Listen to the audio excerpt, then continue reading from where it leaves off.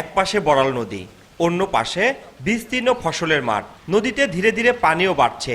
ফসলের মাঠে যেন পানি ঢুকতে না পারে সেজন্য নির্মাণ করা হয়েছে বাঁধ।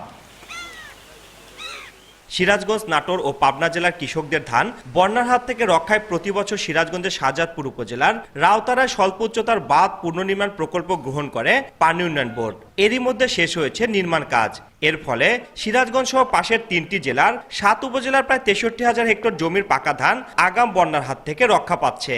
এখন নির্বিঘ্নে সোনালী ফসল কেটে ঘরে তুলতে পারবেন কৃষক। বাদ দিলে তাহলে আমরা এই ধানটা তলায় না, আমরা সুস্থ হলে কাইটে উঠতে পারি। বর্তমান জোয়ার আইছিল, জোয়ারটা হেঁটে গেছে। আমরা এই তেলে খুব খুশি হয়েছে। এখন আমার ধান এখনো কাঁচা রয়েছে। যে পানির চাপ দিছিল, যদি বাঁধটা না থাকতো অনেক লাল খাল ধান তোলা যেত। রাউতারা বেড়িবাঁধ আপনার পানির আমাদের ফসলের জমির জন্য খুবই উপকার। কৃষি বিভাগ বলছে, সঠিক সময় রাউতারা বাঁধটি পুনর্নির্মাণের ফলে কৃষকদের উৎপাদিত ফসল বন্যার ক্ষতি থেকে রক্ষা পাবে। আর পানি উন্নয়ন বোর্ড বলছে, হঠাৎ করে নদীতে পানি বৃদ্ধি পেলেও তা ফসলের ক্ষতি করতে পারবে না। বড় মৌসুমে এই কৃষকদের যে বড় আবাদটা হয় এবং এই বড় আবাদটা যাতে তারা নির্বিঘ্নে ঘরে তুলতে পারে, সেক্ষেত্রে এই বাঁধের কিন্তু সুষ্ঠু সংরক্ষণ প্রয়োজন।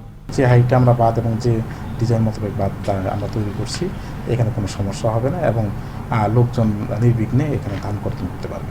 2024-25 অর্থ বছরে রাউতারা বাঁধের পুনর্নির্মাণ কাজের ব্যয় ধরা হয়েছে প্রায় 2,52,00,000 টাকা। রিঙ্কু কুণ্ডু, সময় সংবাদ, সিরাজগঞ্জ।